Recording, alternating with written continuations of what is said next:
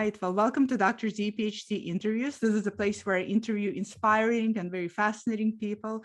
Today, I have a very special guest that I'm stoked to talk about. It's Finn Games. Finn, welcome to the interviews. Really excited to have you here.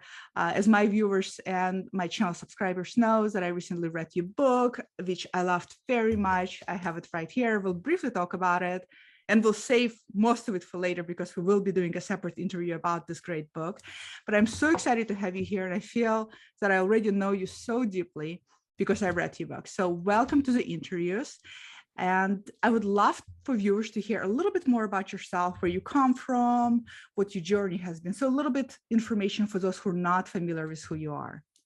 Of course, it's really lovely to be here. Really is. I couldn't be more pleased. So yes, my name is Finley Games. I go by Finn. I am 47 years of age and I live in the UK, in England, and I am transgender.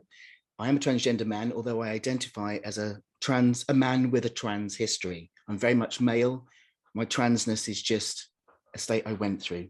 I'm also gay, and I share a lot about being both trans and gay, going through gender transition.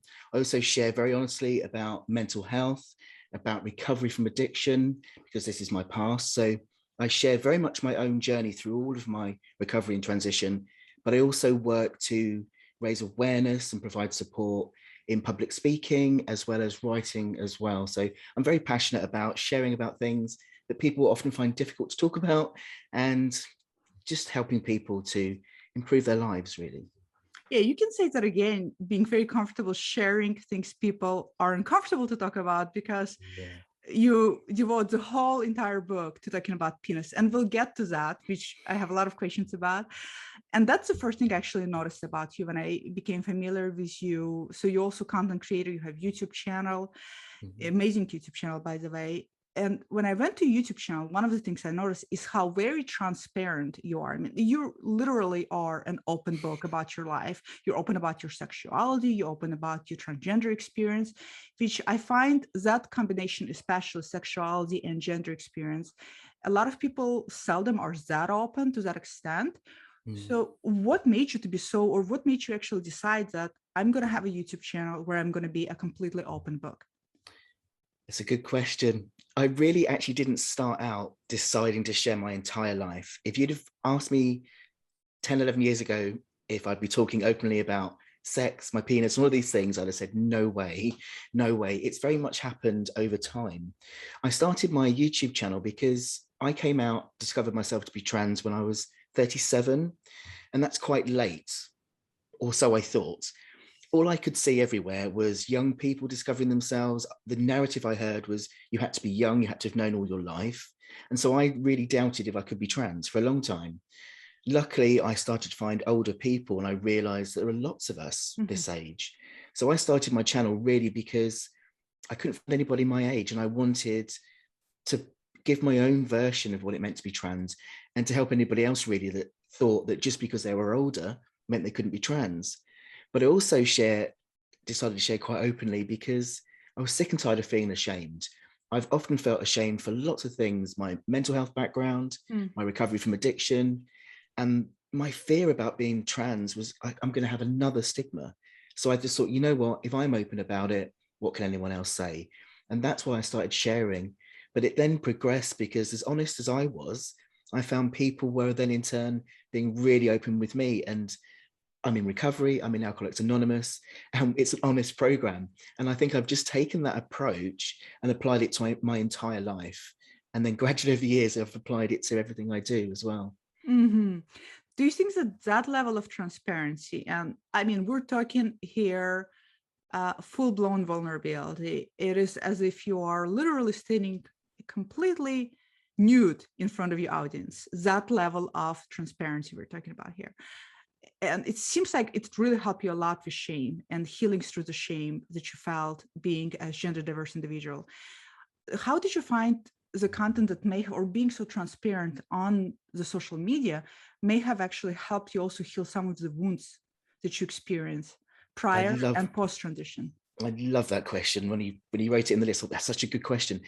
for me, everyone always says how much I've helped, and I love helping other people. But honestly, the whole process of me coming out online and sharing online has helped me so much. I think I transitioned so well in early days because I had this amazing community of people around me where they were accepting of my being trans, of my being in recovery, of all of these different things, and they were relating to me. And because people were relating and sharing their same experiences, it helped me to feel less ashamed. I started to feel less alone. I realized that there were many people like me and that it was okay to be who I was. And so, with this community around my sharing, it's really played a part in who I am as the person and the man I am today. And it's played a really, really important part. And I think I would probably be very different if I'd have transitioned quietly than my experience of sharing it with everybody else. That's very powerful. Having said that, would you recommend for people who are transitioning or who are going through any life transition, whether it is related to gender, sexuality, career path, grief and loss, you name it, because there's many transitions in life. Would you recommend then for people, if they're interested in having a social media channel, especially such platform as YouTube, where you openly talk about things, as a form of therapy, as a form of self-healing therapeutic device where that can heal? And do you see how that can actually also backfire and Yes, create bigger wounds? absolutely. I mean, I grew up in a time where there was no social media, so I've had a crash course. To be honest, I don't think even I contemplated the reach of social media because I'm not that savvy. I didn't grow up in this kind of environment, so it's taken me by surprise often. And there's been many times where I've had to sit back and evaluate what I'm doing, whether it's okay. There's been many times I've had to do some deep learning about boundaries and where to set them. And I would always say to people that it all depends on your situation, doesn't it? You've got to just remember that whatever you put out there is out there, and it does Mhm. leave you very vulnerable. I get a lot of bullying online in terms of on my videos. You've only got to look at my comments to see what I get from gender critical people, people against trans people, and that can be hard. But for me, it works. But it's all dependent on who you are as a person. I didn't literally wake up one morning and say, I'm going to share everything. It's been gradual. And every single time I've decided to share something, I've thought deeply about it first, about what I gain from it and what I lose from it, and making sure that those balance. Because Mhm. for me, I'm a trans man. And as trans people at the moment, we're getting so much flack everywhere. And even if I'm not sharing, I'm still affected by that. So I would rather share my story and the truth of what it is to be trans and take some of that power back because I'm choosing how to tell my story rather than having somebody else tell it for me. So for me, it works. But I would definitely say writing about yourself is great therapy, writing down how you feel and think, even recording yourself, because I can press record on a video, start Mhm. talking, and learn something I didn't know 5 minutes beforehand because I've said it out loud. So it is great therapy, but whether you choose to make it public or not needs a lot of Mhm. self-reflection, I think. Got it. So if people do decide to go down this route, what are you learned wisdom, if you will, from how to deal with bullying and harassment? And I know exactly what you're talking about because I also have YouTube channel, and I also get, well, I actually get way less now because I think I formed a community and everybody else just went away and they got the point. But I do get still, and I'm sure you get a lot too, people who, like you said, anti-transgender individuals, people who just have different ideologies or whatnot, or even transgender people who disagree with what your journey was and what you decided to do for yourself. Mm-hmm. So what are your 2 cents? Anybody who's going to start their own channel, how to deal with this negativity? How do you deal with the negativity? I have a great community, and everyone on my channel will always be on my side. And I've set a bit of an example where I never engage. I never kind of go to that level and start fighting. I have a rule with myself. If it's a comment that seems to be just having a misunderstanding, then I'll reply once politely with love, trying to help someone learn. If they then come back with it's obvious they're just being a troll, then I leave it. And all of my followers do exactly the same thing. There is rarely an argument on my channel because everyone just does what I do, respond once with love and then take a step back. If it's really nasty, I remove it. But a lot of the time, I leave it up because I think it's important for people to see what we as trans people are up against when it comes to misunderstandings. And the blatant abuse we get frequently, it can be helpful to see it. So having a good community is really important, and knowing when to come away, because I've sometimes come away, I'll talk to my boyfriend, I'll say, look, this has happened, and we'll just sit together and I read all the positive comments, and then that soon undoes that one negative comment. I love it. It parallels so much what I do. I do the same thing on my channel. If it's somewhat constructive, I respond with love and explanation. If it's completely hateful, negative, blatantly not even constructive at all, delete it. And otherwise it takes care of itself. That's a great advice. Yeah. You're very open about your sexuality as a gay man. What led you to be so open about your sexual experience as well? About my sexual experiences, I think for me, because I've got a lot of shame in my past around sex, sexuality, and for many years I just thought that I wasn't a sexual being at all. It wasn't until I realized I was transgender that what I was going through was dysphoria. Mm-hmm. And then for me to realize I'm trans and start to understand that, and then to have my body changed through surgery, the learning I've gone through and the fun has been incredible. So to want to share that has been really important, but also for me in understanding myself as a gay trans man, because I didn't know what was happening for me for so many years. I thought it was I thought it was my sexuality initially, because I grew up in the 80s. All I knew was I feel masculine, therefore I must be a lesbian, because I went with that stereotype. And then that didn't work either. So my sex with men didn't work. My sex with women didn't work. Then I realized I was trans and things started to make sense. So I gradually discovered that actually I was gay as well as trans, but I was quite against that idea for some time, because I somehow felt like I wasn't male enough or trans enough if I was gay. So I tried to suppress that. So for me, in coming to accept myself as gay, I wanted very much to share about my experiences of that. And I think especially in terms of sharing about my phalloplasty, the whole point of having phalloplasty is to feel comfortable in your body and have pleasure in your body. That was the point for me. So I wanted to show that, because often you hear these stories that if you're trans, you can't find meaningful love, you can't have meaningful relationships. Oh my goodness, you can. So it was very important for me not just to share the mechanics of this is the surgery I've had done, this is my healing, but also the really deep stuff, what it's like then to be intimate with myself, to be intimate with others. And no, it's not easy to share about it, but I share it because I didn't know this stuff. I had to make it up on my own. And so now I just want to help other people to know what they're doing. There's no manual with this. And I don't know, it wasn't ever that I thought it's my job to do this, to tell people, but I think in muddling through and then finding all this joy, I almost can't help myself, because I think people should be able to discover this as well and realize that surgery, transition, all of these things can lead to happiness, health, amazing experiences, and not the negative stuff we often hear. I agree. I completely agree. That's why I do this interviews, because I want to normalize transgender experience beyond just being transgender, right? There's so many other aspects of individuals, and it also shows that people live their lives. People have relationships and families and careers, and they have all of their dreams come true.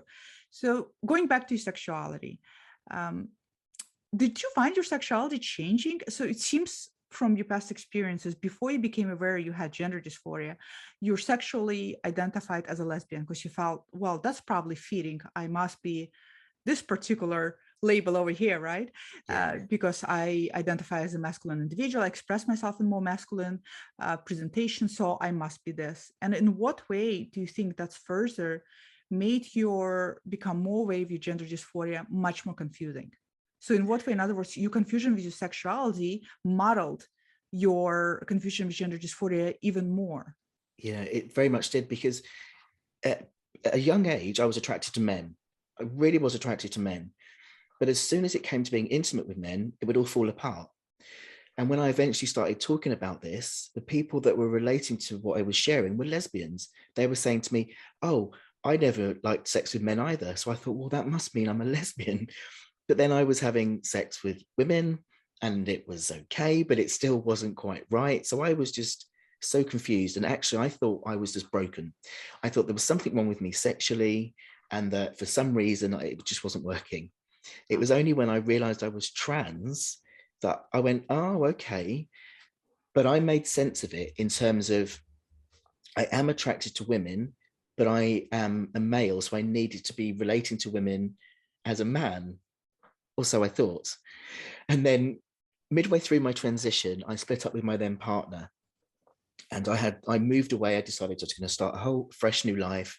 I was going to meet a lovely woman and go off into the sunset and all of So that. you thought you were a straight guy? Convinced I was straight, which makes all of my friends laugh because I'm this flamboyant character. Exactly. I was utterly convinced. And then when I moved, I started to just notice my attraction to men. I started to feel that pull towards men, and it wasn't there for women. And I went into complete denial about it. I really did, because there is so much stigma in being LGBT anyway. I didn't want to be trans and gay. Right. And there was a lot of stigma, even in our community at the time, of gay trans people. It's almost this idea that in order to be a real man, you've got to be straight. So for me, it was like, I'm not going to be seen as a real man if I'm gay. So I had to battle with all of that. And also the idea of being visible again, because I've become invisible as just a general bloke. And if I was going to be gay, I was going to be visible again as somebody different, and I didn't want to be. So there was a lot of this internalized homophobia and transphobia that was going on. And it took me a long, long time to work through that and come to a point of realization that it was men. It's always been men for me. It's just that I needed to have a man relate to me as a man and have intimate relationships with a man in a way that kind of worked with that rather than what I used to do. But yeah, it's been really tough to work through that. Yeah, it Really tough. sounds very tough because you bringing out the duality. So there's already this sense of inner competition when somebody transitions toward the masculine end of the spectrum, right? So there's this inner measuring up that I gotta be man enough. So people tend to compare themselves to cis men, period, and all of that masculinity that follows, and this desire to also get bottom surgery because I gotta have a penis to be a man. But then if you also identify sexually as a gay man, now you're comparing yourself also sexually as a man in that regard within the gay community. And that's like a double, double whammy, I want to say. It's incredibly difficult. And I can't imagine, how did you sort it out? What was the pivotal moment for you where you just, and I'm assuming you probably said, fuck all the competition, fuck all the measuring up and trying to be whatever a man's supposed to be, and I'll be my version of what a man means to me, what a gay man means to me. I'm assuming perhaps that's what happened to you. Yeah, it is. It's very much that. It happened over a period of a few years where I think two things happened at once, really. I became more confident in who I am as a man. I think I needed to do that first, because initially, especially in early days of transition, we all work so hard to be seen as the gender we are. And I always say this because it's such a strange parody that happens where in early days of transition, you've almost got to be somebody you're not in order to be seen as the person you are. So I had to just have a really sensible haircut, normal haircut, dark clothes, kind of stand in very... Somebody you're not is basically a stereotype. You have to be a very strong stereotype. Yeah, in order to be seen as a man. Because if I had waved my arms like this in the beginning, people would have gone female. Whereas the more in my transition, I became more comfortable. I was more regularly seen as the man I am, the more I was able to let go and just be myself. And it turns out that I'm this very flamboyant character that was hiding inside. And I just gradually started to test the water. So I started to do my hair like I always did, with this little quiff back again. I started to wear different colors like pinks and blues. And I discovered that I absolutely love earrings and things like that. And it's just been gradually me becoming more comfortable with the man I am, so that then I could date men, because I was terrified, especially of being with a cisgender man, because exactly like you mentioned, they've had their penis all their life. They know what they're doing with it. Would they look at my penis and think, what's that? In all of these concerns, I couldn't imagine a man accepting me for who I was. But once I got to that point of really accepting me, I was more able to go, like you've just said, sod it. If you don't accept me, then I'll move on to a man that will. But it took lots of time to get to that point. But it did start definitely with me, with becoming more confident in the man I am. Mm-hmm. I'm a man, whether I'm wearing earrings, pink, or waving my arms. I'm still a man. Do you regret the time in your life where you had to fit the stereotype, or do you feel that that was very vital part of the whole process? It's all part of the process, isn't it? It's all part of what we do. But I do try and stress to other trans people, because I was always obsessed in the beginning. Am I passing? Do I pass? I hate that word. I like the word, am I being read correctly? Because I like I'm a the word, am man. I being affirmed? Yeah, Not that's it, validated, being affirmed. affirmed. Mhm. Yes. So now whenever I get asked that by another trans person, I like to stop them and say, right. And then I have a whole conversation about losing those first couple of years with so much worry about what other people thought. That at the end of the day, it's more about who we know we are. That's what's important. And I think the more we know who we are on the inside, the more it just shows on the outside. And when it doesn't, we're more able to go, why did you just call me she? I'm a he. That's what happens. So yeah, now I very much tell people it doesn't matter if you do or if you don't, it's about how you feel. So this whole integration, and it sounds as if we're talking about the integration. I at least I'd like to call it integration, this psychological integration where the mind syncs up. You're no longer worried or concerned about being affirmed. You're moving through life. You have this kind of collective experience being a man in this world. As a result, when somebody says something, you just go, "No, I'm a man," and you don't even think about it twice. How long did that take for you from the day you started transitioning to where you at? How long was it for you personally? It was about, I remember something clearly happening. I was about a year and a half into transition, and I'd got sick and tired of being misgendered all the time and how awful that felt. And I walked into a shop one day, and this shop assistant came up to me and said, "Can I help you, miss?" And I turned around and said, "It's sir." And I'd never done that out loud before. I don't even know what prompted me to do it. I think I was just fed up. She Yeah. was really apologetic. She then took ages to try and help me. And every time I went into that shop after that, she was really good at going and say, "Hello, sir, how are you doing?" And I think after that, it changed. After that, I was much better at just saying, "This is who I am. These are my Uh-huh. pronouns," and affirming who I was for myself rather than waiting for other people outside me to affirm myself. But Hmm. it's difficult to get to that point because in early days, you don't want to call attention to yourself. Right. I'm in Alcoholics Anonymous. So I was always bumping up against people who didn't know I transitioned and used my old name and having to tell them, going through that, coming out every single day, it felt like. And it was just tiring. But it had got to this, I think at this point in that year and a half, it was much easier to just go, "Yep, this has happened. It's not that name now, it's this name. Thank you very much. Goodbye." And just to leave it, because you just have to at the end. You just have to. I like that. So it seems that you got to the point where the inner part of you that started to really know who you are, snapped and became the predominant one. And after Yeah. that, all this need for external affirmation is still there, but it's not the most important thing. The most important thing is that you now know and can hold on to Yes. yourself. Yes. And that's a And big then plus. that just had to get stronger and stronger as time went on. Then I think the more that happened, the more confident I was getting, the more that then what I was getting back was what I needed. I think the more that then gradually happened, and I went from being Finn, the transgender man, to Finn, me, and here we are. Was that difficult when you had that experience in that shop, right? When you realized I'm going to hold on to myself and I know who I am. And then afterwards, I'm assuming you would have some experiences where you're running into people that haven't seen you for many years and you're doing this coming out again, coming out again. Did that mess up at all with this inner confidence that you created for Yeah. yourself?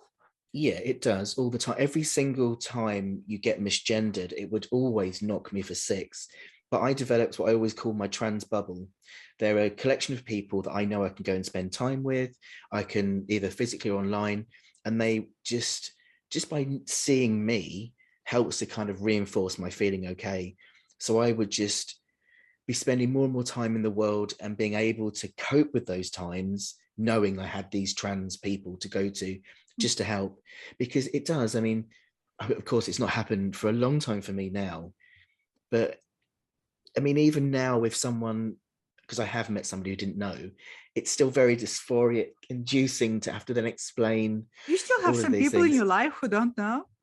Yeah, I How is do. that Funny enough, possible?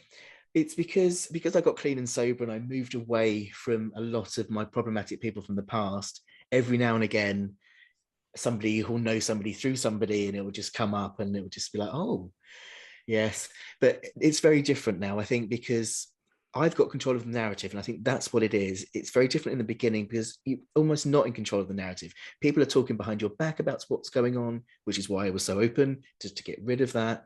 People are also not understanding, so we're talking to each other about what it Mhm. means to be trans, and you just live with this constant paranoia. I mean, that's how it felt for me, that everyone knew that I was this kind of different thing walking around. It's really hard, really hard. The first year of transition is the worst in the world, I think, because you've got this joy going on. I know who I am for the first time, and people aren't seeing it unless you tell them. Mhm. And that's really hard. It's really hard to know who you are, but then have it diluted by people going, oh, but I see you like this. And then you have to tell them, no, I am like this. And it is tough. Too many voices, too many people, Yeah. too many voices, too many opinions, too many ideas of how you ought to be. In Yeah. the end, you got to listen to yourself. Yeah. Um, so you came out in your 30s and transitioned in your 30s, and that's 3 decades living your life in assigned gender at birth. Uh, how do you see that experience? How do you make sense of that past experience inside of your headspace?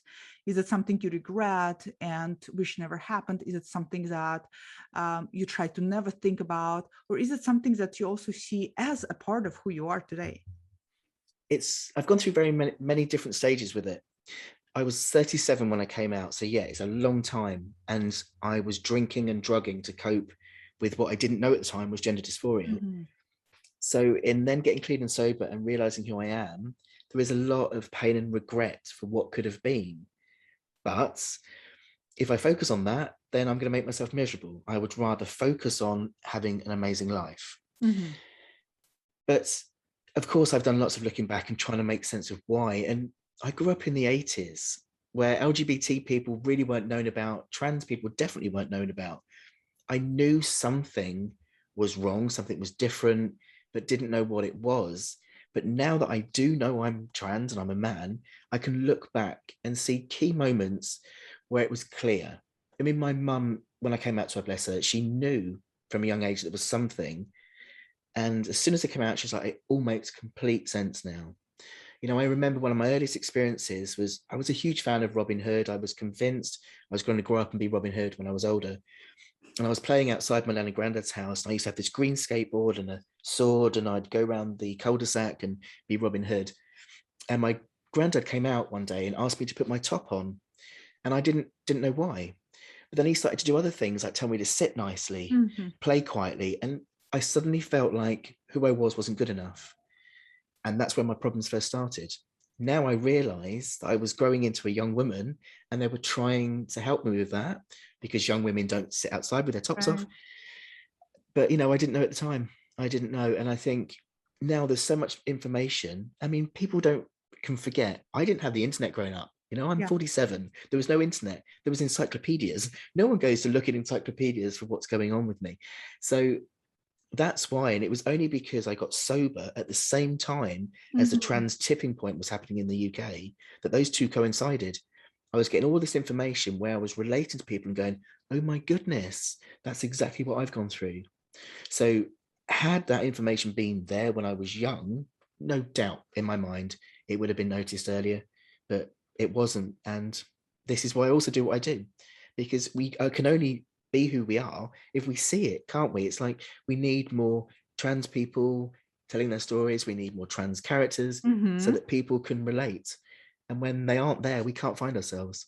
And that's why I struggled so many years with every different label possible to try and work out who I was.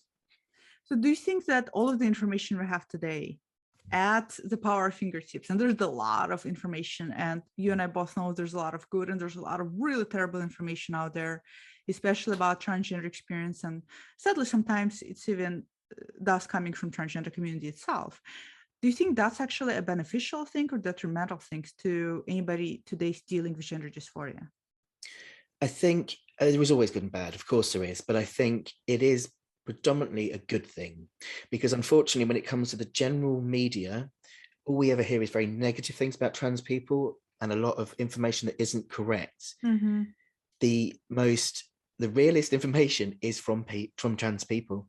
So to have people sharing their stories, to show that there are loads of different ways to discover your trans, loads of different times in life to discover your trans, that you can transition at any age, that gender transition is different for different people. We all have different journeys. That's really important for people to know. And you would not get that information from the general public. If you read the papers, go online, look at Twitter, nobody would ever want to be trans reading any of that. So thank goodness for people that do share their stories. So it is very positive in that way.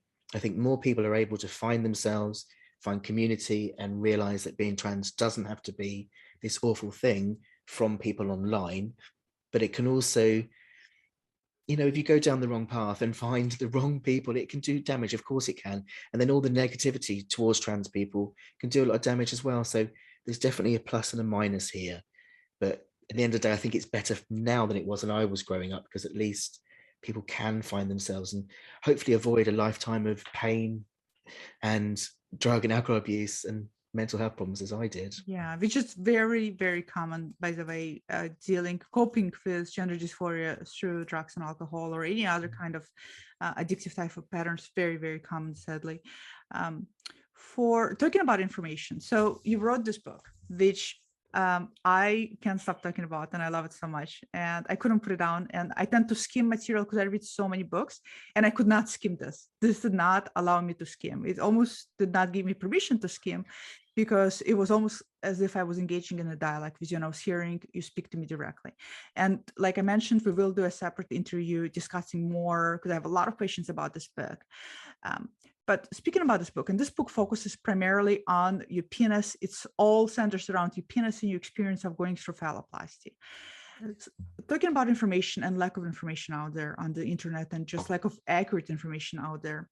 And you having such an interesting personal account of starting your gender journey when you were 37 years old, growing up without access to all of this information, also growing up in a different country, having your own shared experiences, having your own sexual experiences that confused further how you saw yourself. Why write a book about penis, solely about penis, when you can write a book about all of your experiences and encompass all of that? Very good question. It did initially start as a transgender memoir. It started as a whole book about every single experience of going through transition. But when I started the lower surgery journey, there was just no information. What little information I could find was really negative, and it put me off for a long time. My dysphoria was growing. I knew I needed lower surgery, but it seemed like it was impossible. So when I discovered that it was possible, I wanted to share my experience. And the more I went along, I mean, this was a 3-year surgery for me, 6 surgeries over 3 years. And as I went down that path, the experiences I had were they were so life-changing. In fact, that period of time was probably more intensely changing and profound than any other part of my gender transition, because it completely changed my relationship to myself and my relationship to other people. And I couldn't do the book justice as part of a wider memoir. There wouldn't have been the space, because I don't just talk about the surgery, but it's more about that experience of what it's like to adapt to this changing body and to learn this new body part. And in a wider memoir, it would have been lost. So I needed to really just focus on the whole of lower surgery to do that experience justice, really. So yeah, it's a strange idea. And I just... To tell anybody else, I just go, can you write about your penis, a whole book? Yes, you can. It was not a strange idea to me at all. I thought it was brilliant. I actually was so happy that you focused on this experience, because it's such a big... Well, we all know phalloplasty is one of the most complicated surgeries out there in terms of all of the gender affirming procedures for both masculine and feminine spectrum. It's incredibly complicated. It has potentially a lot of complications, and there's a lot of fear around it. So I thought it was brilliant that you structured your book around this experience. Now, you mentioned that you wanted the surgery. So for you, this wasn't something you were questioning whether you really wanted to get bottom surgery or not. That's something that you knew that you wanted. You just didn't know if you're actually going to go with it. Yeah, very much so. In the beginning of my transition, I said there was no way I was having lower surgery. And that was because of all of the negativity I'd heard around it. But especially after top surgery, I started to realize then that I actually did have lower dysphoria more than I'd realized. And I realized that I couldn't really go the rest of my life without a penis. My dysphoria wasn't huge, but I mean, at that point I was 45. And I knew that if I waited any longer, I wouldn't be able to have the surgery because my body just wouldn't manage. So for me, it was like, I know I need this. I know I have to do it. But yeah, it was a scary thing because it's one thing wanting a penis, but it's another thing not wanting surgery that goes on for years and years and has complications. So that's what made it tricky for me. I've always said you don't need a penis to be a man, and you don't. But I needed a penis for me to feel complete. That's where I'd got with how I was in my transition. I think our ideas of what we need can often change through transition, and they certainly did for me. They certainly did, and it was tough. It was either live the rest of my life and risk this dysphoria getting worse, or have the surgery and risk the complications. And at the end of the day, the fear of living the rest of my life with what I saw by that point, a part missing, was far greater than the fear of surgery. And that's why I went ahead. But my goodness, yeah, it isn't easy. People often think, well, if you want a penis, why don't you just get one? It isn't that easy. There is no guarantee with this surgery. Right. We're not going to the market to buy ice cream. It's not, no, it's not a walk in the park. It's not that easy. And finding not only a good doctor, but also being able to have resources to pay for it, to have insurance that will cover the doctor, that's another matter. Now, what was your, I'm curious to know, what was your relationship to your genitals prior to getting phalloplasty? I understand you were feeling dysphoria, and for you, you knew you needed a penis. But for you at the time, did you have any kind of, were you able at all to be sexual with your genitals at the time, or at all to have any relationship with it? Or was it just something you detached and dissociated with? I think there was a lot of dissociation, but something happened to me in early transition where I suddenly got a sex drive, and I'd never had one before. And so I often struggled with this real need for intimacy, but couldn't manage sex because of how my body was. I'd kind of managed on my own by using various kind of disassociating techniques and all sorts to try and help with that. But in terms of building a relationship with other people, I just knew that I couldn't unless I'd had surgery. But as you've read the book, you know that actually along the way, I had some remarkable times with people even before my surgery had finished. Yeah. But I think that's because I'd started to realize that I had a penis. It just hadn't yet developed because I'd not had the surgery, if that makes sense. So I think in the beginning, there was lots of, I almost like compartmentalized bits of my genitals so that you can touch this bit and not that bit, so that I could be intimate with other people. But it actually wasn't until now, when I've finished my surgery and everything's done, that everything is one whole. So I can experience my whole body in pleasure rather than having to block off certain parts. And it's funny because I knew I was doing that, but I didn't realize to the extent I was doing that until now, when the difference now in the pleasure and joy I have in my body compared to back then. So it was really, really tough to have a sex drive and a want for intimacy, yet a body that doesn't work in the way your head is saying it should do. Well, yeah, it's very strange. That's my question to you is, it seems that, so you have genitals that, I'm talking about prior to surgery, genitals that are not necessarily functional, in a sense, you don't see them functional because you don't want to have a relationship with them. It's also not congruent with how you see your body. It interferes with you intimately, right? Here's an opportunity to get a surgery, and the risk is twofold. It's either going to work out, or you will have penis that maybe not going to be functional because the prosthesis is not going to work out, or you're just going to have an organ that, again, is not going to necessarily fully resemble what we see socially as full penis, and again, not going to be fully functional. But even that, right? We're talking about this kind of partial, I guess, I hate this terminology because we're talking about what sense of completeness, and that's so subjective here. But it's still, I think, applicable in some way. But wouldn't having still an organ that is closer to desired goal, functional or not, perfect or not, still outweigh and be better than having, yes. Okay. Exactly that. And when it comes to being complete, we all have a sense of what it is to us to be complete.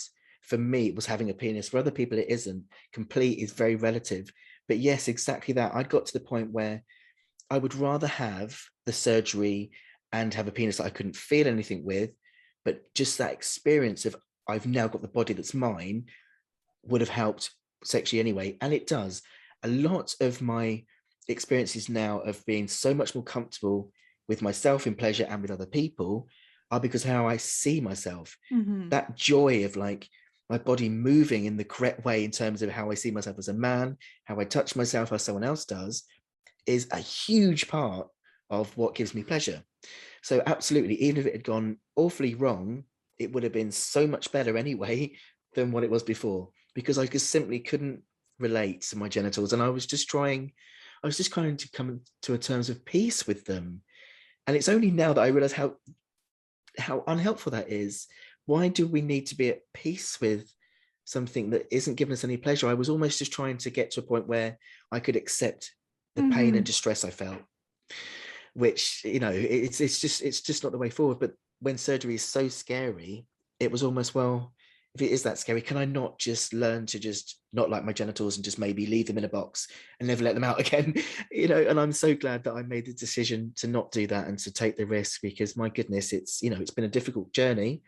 There's been lots of complications. My body has taken a huge toll on it, but the joy and pleasure I feel now and that I can have is amazing. Having gone through this whole thing, and you've gone through a lot, looking back, for you personally, just in your personal opinion, do you think it is possible psychologically for some people who really do not want to go through complications or potential? I don't think complications are as maybe highly often as media puts out there to begin with.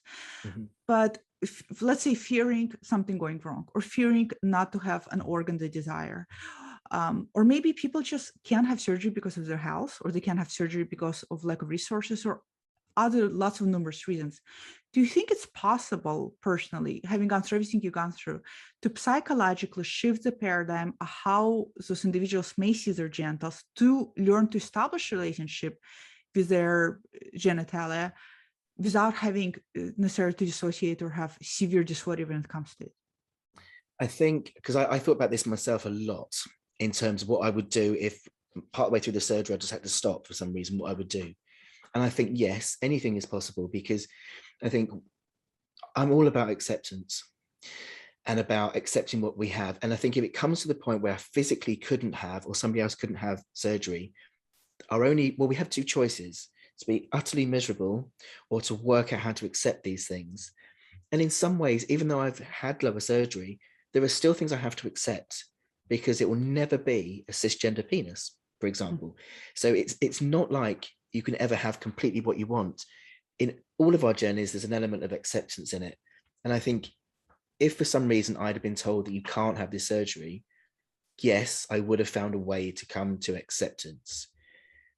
But I would have also, you would also always know that there could be something better, but you'd have to learn to accept that there could be something better, if that makes sense. I think it's a tricky one, because I've had conversations with people who can't have surgery, and we've had these similar kind of conversations that their only choice is then to accept it. But it's not just accepting they can't have surgery, but also accepting the knowledge that life would have been better had they could. And that's tricky. But I don't think you can do anything ever really to completely remove the dysphoria by way of just accepting. I think it's really tricky. It's a difficult and a good question. It is very difficult. I mean, dysphoria in of itself is, I call it by many names. I call it a beast. I call it silent assassin. and you just never know when it's going to strike or when it's going to come up. For you personally, prior to even starting your gender evolution, what was for you personally the biggest part of the dysphoria? What part of your sense of self did it occupy the most? For me, it was the way people were relating to me. I mean, even before I didn't know I was trans, it was just like I was here and people were just looking over my shoulder, like they couldn't properly see me in ways that I could never really explain. And that was always my issue in early days, was just trying to get them to see who I really was. It's a really difficult thing to put into words, but there's just this deep sense of just not being seen for the person you are. And a lot of that for me was very much my voice, my chest. You know, I mean, from a young age, I'd worn sports bras to squash them down anyway. Again, I didn't know why, but it just felt like all of my body was completely betraying who I really was and then causing people to not see me. Mm-hmm. Then as I came to understand I was trans, it all kind of made sense. And then it all got worse because I realized that this is what's going on. This actually doesn't have to be this way. So yeah, it was very much my voice, my presentation, and I thought for a while when I first came out of trans, I thought maybe I can just be more masculine then. Maybe that's what I need, that I just need to be more masculine in my appearance and I'll be okay. And that didn't work really. I think it had to be that my maleness really was there, not just put on by a binder or by talking deep, but all of these things for me, I knew I had to go through the process of transition so that my body would then reflect the truth of who I was. And until that happened, I was never going to be comfortable. So being seen, being affirmed, and just seeing yourself without having to bind your chest and without having to maybe even modulate your voice early on or do any other number of things was really important. And once you did that, I would bet to say that dysphoria probably tend to decrease a little bit or tend to decrease in those areas. Yeah, I mean, in the beginning, it was gender euphoria. That was what was happening because I got my binder and oh my goodness, I just felt so different. And I looked quite masculine anyway. So often I did actually used to get misgendered as male even when I was female. But that started happening far more once I had my binder. And so even before I properly came out, that experience was just so kind of euphoric when people sort of looking and trying to work out if I was male or female. That gave me such a rush to see that that was happening. So there was lots of little moments like that before I then decided to come out. And then as I started to experiment with my name and pronouns and hearing he said in relation to me, it was just this feeling of that's how I should feel. That's it. That's like people have suddenly turned and looking directly at me for the first time in my life. Do you have dysphoria now? Well, I think I have moments of it. It's much better. And I'd say definitely in the last couple of years, I've noticed a real significant drop. But every now and again, something weird will happen. I might smile in a way where I suddenly feel female. It's a really strange experience. It's fleeting, but it brings up this huge rush of sickness, this whole feeling that I used to have when I was dysphoric. And then I kind of laugh and go, of course I don't look female, and I'm not female. They're few and far between now, and I can laugh them off. It also happens when I'm in social situations, maybe mainly with cis men, where I can suddenly feel like I'm not manly enough. I don't like football. All these things kind of come up for me, but I'm able to rationalize them now. And I think a lot of it is actually confidence. Beforehand, whenever I was dysphoric, it was mixed in with shame, dysphoria, feeling lack of confidence. And whereas now I think, actually, is this dysphoria or is this just me being not very confident? And being able to separate that out, it helps. So it still comes up. And it comes up occasionally with me and my partner. You know, something will happen. We had a conversation the other night about washing up and cooking. And I was explaining to him how sometimes I get cross about doing it, not because I don't want to do it, but because it suddenly makes me feel like I'm the woman in the relationship. And that brings up this feeling of dysphoria. So it comes up, but just it's very different. It's very much I have control about how it makes me feel now. So I can see it, notice it, and respond to it in a much different way. Yes, and compared to where I was in the beginning, where I couldn't even touch my own chest, you know, I couldn't take my clothes, all of that stuff. I mean, now I'm never dressed really, you know, so you're lucky I'm dressed tonight. So that just, that dysphoria is so much better. So being an individual that has been on, and for you especially, because in terms of gender, you identify as what I used the word trans-binary, meaning you really interested in identifying with a masculine binary. You don't really see yourself in the middle of a gender expression spectrum or gender identity spectrum. So you're somebody who lived both of the ends of the spectrum in your life. And having both of those experiences, you would think that there would be more fluidity toward gender, but it seems that the gender stereotypes are still something that interferes, for example, as you mentioned, with cleaning, or there's learned programming, what I call learned programming, where you're sitting and you catch yourself smiling, and it's almost as if your brain neurologically goes back to the part of you that is related to that and brings up gender dysphoria. Yeah. It's a strange thing. I think I'm more comfortable now as being, I know 100% I'm male, but my gender expression is now much more widespread than it used to be. It used to be my gender identity is male and my gender expression is very masculine, whereas now I'm much more relaxed in how I express my gender. But there is definitely times where certain stereotypes will come up and then I'll feel challenged because it's just like, oh, but if I'm doing that, that must mean I'm still a woman. I have a comment on my YouTube channel quite a lot that apparently the way I wave my arms betrays the fact that I'm female and will always be. The thing that people don't know is beforehand, I would always sit like this. So yeah, I get these comments all the time that my mannerisms are female, therefore I must still be female. I'm much better now at going, do you know what? Go away. Of course they're not. My mannerisms are not female, they're mine. Right. So I've got much better over the years at just being comfortable with the man I am and not worrying about whether I'm acting male or female, as if, what is that anyway? What is that? All the pressure we get, yes, all the pressure we get on trying to be a particular way. Do you have any body dysphoria at this point in your life? Very, very little. I think when I first had the surgery done, especially my final stage, I had quite a lot of dysphoria in terms of not knowing how to use it. Because, young boys get lots of years of experience with this. I woke up with mine and it didn't come with a manual. So there's lots of times where it doesn't do what I want it to do. And then I start feeling embarrassed and ashamed and dysphoria comes up. But over the last year, as I've got more confident in the device I now have, I can just see it as fun. And I think in this last year especially, I'm more confident with my body. In fact, I used to have an eating disorder.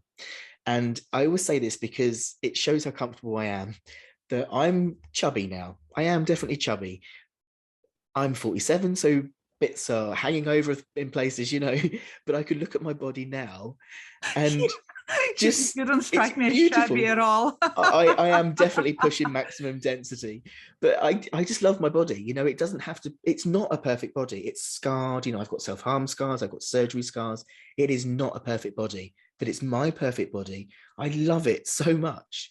So in terms of my body, no, I'd honestly say I've got no gender dysphoria, but there has been some acceptance around the fact that my body will always work differently because I'm trans. And I think I needed a few years after my surgery was complete to really allow that to kind of be something I accepted, because it was quite tough in the beginning to think, I'm pump action. I've always got to do that. I'll have to have it replaced every few years. And that's tough.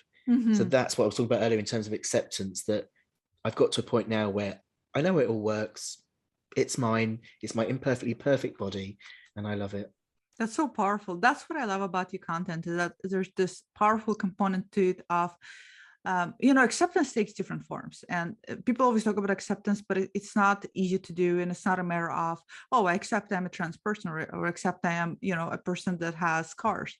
It's more about owning it and holding on to it and creating your own narrative around it that is yours and is controlled and doesn't belong to anybody else. And therefore you defining it and not somebody else defines it.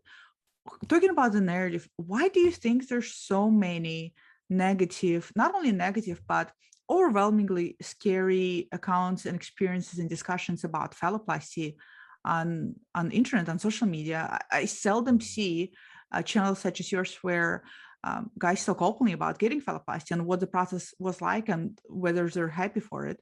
Usually it is people who had complications, who become very big speakers and advocates for why phalloplasty should be avoided, which, it's okay, it's their right. They had experience that did not work out for them. And I understand the desire and need to warn or put out those signals to everybody else. The reality is that it doesn't happen to everybody. But why do you think we see so many of those negative? I mean, you mentioned in your book, you use the word Frankenstein penis, which is what is used. Yeah, which is what also used in a culture among a lot of people. Why do you think we see so much of that?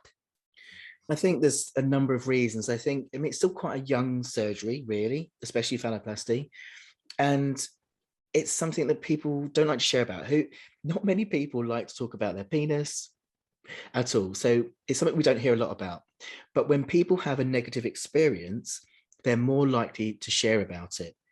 People that are happy with their body are more likely to just walk away and live their life. But when people, I mean, especially in a social media driven world, when we have a negative experience, we're more likely to share about it. Mm-hmm. And because everyone likes a bit of drama, people then like to reshare it. We're just kind of wired that way. So we very rarely see the positive experiences. So it's been very badly weighted in terms of just seeing all the negatives. People often post surgery pictures of early days. Yeah. And people then just assume that that's it for life because they post their early pictures and maybe they're happy and they go off and they don't show their end results. And I think also there's a lot of fear, isn't there? There's a lot of people think, well, I'm too scared to have this surgery. So, I did this as well. I perpetuated the myth because for years, it's all I heard with this Frankenstein penis. So when anyone talked to me about it, I'd be like, oh no, I'm not having that. It never works. Mm-hmm. And it's partly why I share now, because I was part of that narrative for such a long time.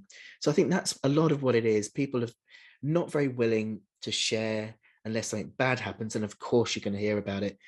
And it's just a lot of outdated information out there. There really is. There's some really good information, but it's so hard to get to. And many people don't write about this or share about it, which is why I did, because once I discovered that a good result is possible, and because I'd played a part in the negativity of it, I wanted to help correct that.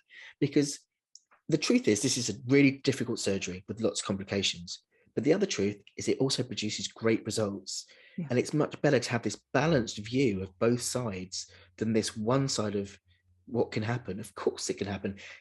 With any major surgery, this can happen. But the way I've always seen it is, if you need surgery to improve your quality of life or save your life if you're very dysphoric, then of course you're going to take those complications because you just do. Mm-hmm. If those complications are then going to make things better, because ultimately most complications now get resolved, and it's very, very rare that people end up with a really bad complication that can't be undone. Of course it happens. Yeah. But we need to see both sides. We really do. I agree. Talking about expectations, which I see is another thing that I think a lot of people make mistake with, where they place expectations not only on surgeries, giving them this external congruency that they need, right? That's suddenly going to make everything like a puzzle pieces fit so together that dysphoria and everything is going to go away and you're going to be fully integrated as a human being. To expectations, which are even more scary, in my opinion, where they desire a perfect organ, they desire perfect, and you name it, desire perfect penis after watching too much penises out there, maybe in porn, and not knowing that penises come in different shapes and size and girths, and some are smaller, some are bigger, some are crooked. There's all kinds of various things. And so when you were going through your surgery, did you have with both top surgery and bottom surgery, how important were expectations for you? And did you put that much emphasis on what you ideally wanted it to look like? I have been very balanced throughout my whole transition, that transition isn't a magic cure, and it never will be. This isn't a one-way process. We can't just have testosterone and surgery and expect that to change. We need to engage with this process as well along the way. For me, going through transition has just meant that I can then do the work on myself that I need to do. And the same with lower surgery, that I knew that I could have this penis created, but I had to then unlearn all of the negative stuff I'd had around sex and intimacy that happened in my past. I had to work to overcome that trauma, and I had to work to learn how to use this new body. And in the very beginning, it's like we were talking about earlier, I had to sit and think about, okay, what is my good enough penis? You know, am I really going to end up with like something perfectly working? In fact, what is that? You know, what is this idea of a perfect penis? It doesn't Exactly. exist. So I was very good in the beginning of being very measured in terms of I knew what a good enough penis was for me. And I decided that even if I just had a penis, if I didn't get any sensation back, if the standing to pee didn't work and the erection didn't work, then I'd be happy that I had a penis and that I wouldn't have to use a stand to pee device anymore. And if that happened, I'd have to work on the acceptance of the other stuff being lost. That's what I was. So anything over that was a bonus for me. And Huh. even now, I have to still think about it's a good enough penis. It's not ever going to work like a cis penis does. I'm always Mhm. going to have to pump it up, you know, and get around that kind of, I'm never going to get a natural erection. All And of these so kind of do a lot of things. cis men, by the way. Exactly. And I think that's it. When we're trans, I think so often we can think, but we need this to be male enough. And actually, Mhm. all men have got problems. Some men worry about their penis being too small. Some men come too quickly. All of these things. And actually, these imperfections make us more like men than anything else. It's not a perfect penis that makes us a man. It's having the same problems that any other man does. You know, and that includes all sorts of things like balding hair and getting overweight and hair on your shoulders and a penis that doesn't always work Yep. properly. That's part of being a man.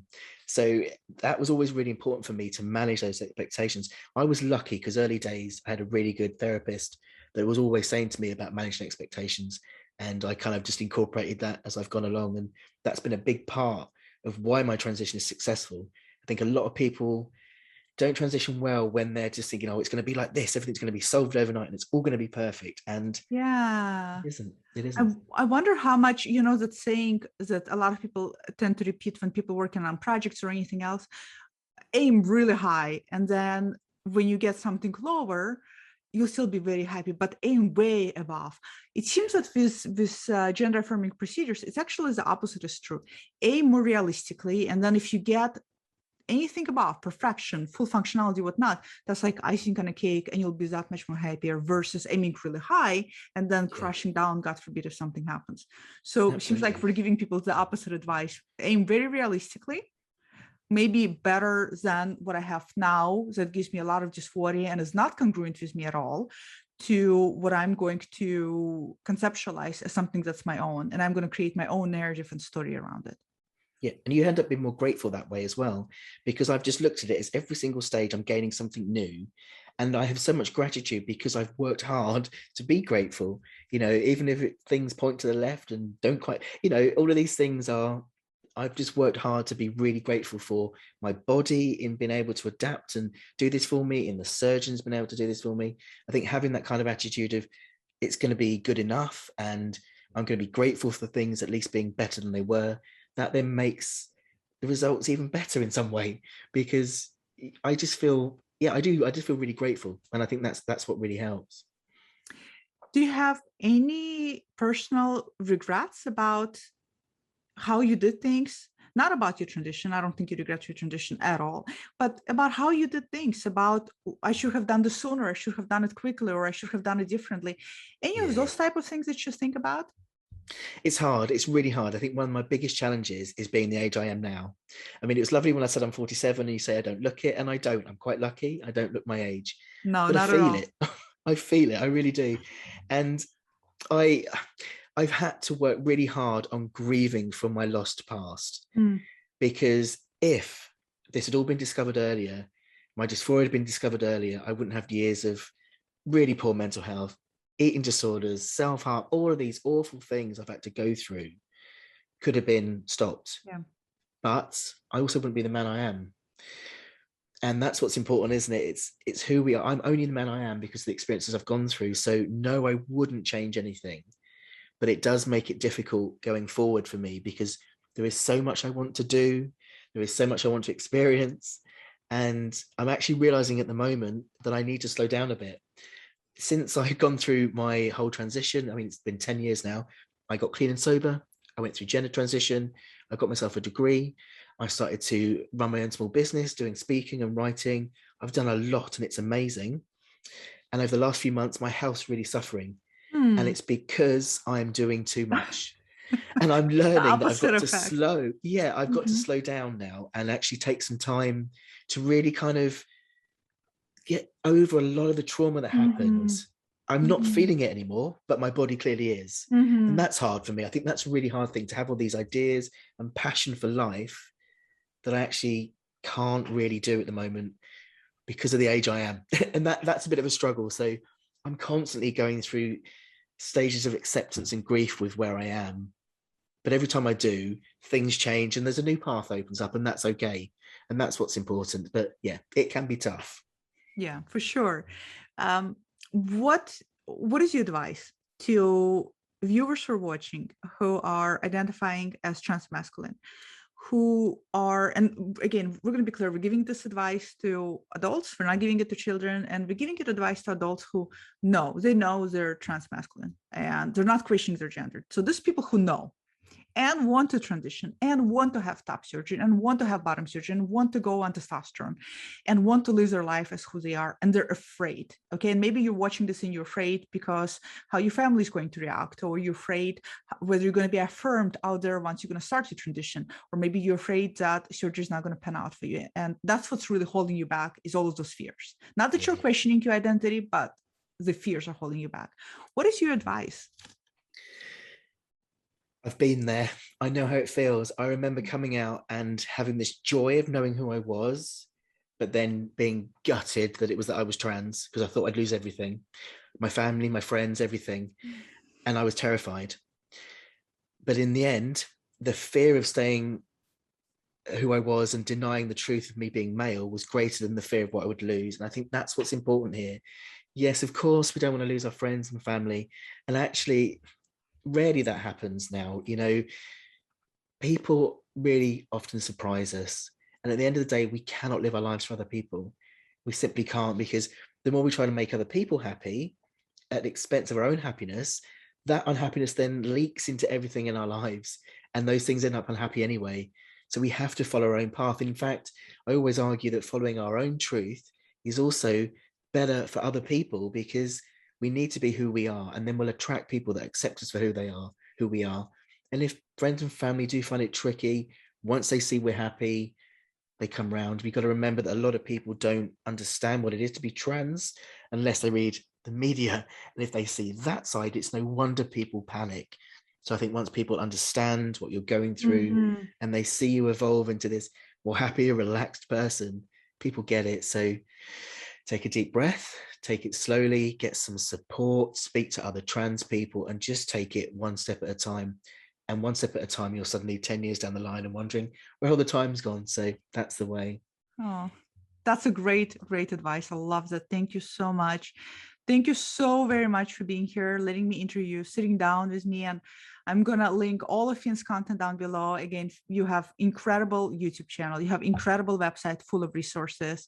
And I would, for anybody who watched this and who's not familiar with Fionn and are now eager to get their hands on this book, I highly again, I'm, I always say I'm not promoter, but I am promoter, but obviously we're not, it's not affiliation program, or I'm not getting any money from Fionn for talking about this book. It is truly is an amazing book. And if you guys want, anybody wants to read it prior to our next interview, I would highly recommend it, because the questions I will be asking Fionn, and Fionn doesn't know this yet, are going to be going much more in detail about the analysis or experiences you had and awareness that you gained, to not only reflecting back now, but also going much deeper.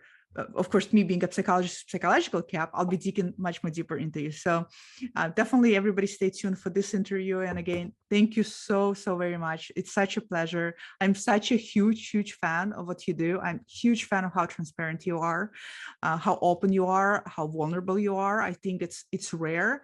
And I really think we need more people like you. We really do. Bless you. Thank you. It's been an absolute pleasure. I love your content as well. So to be here with you today is a huge pleasure for me as well. Thank you. Thank you.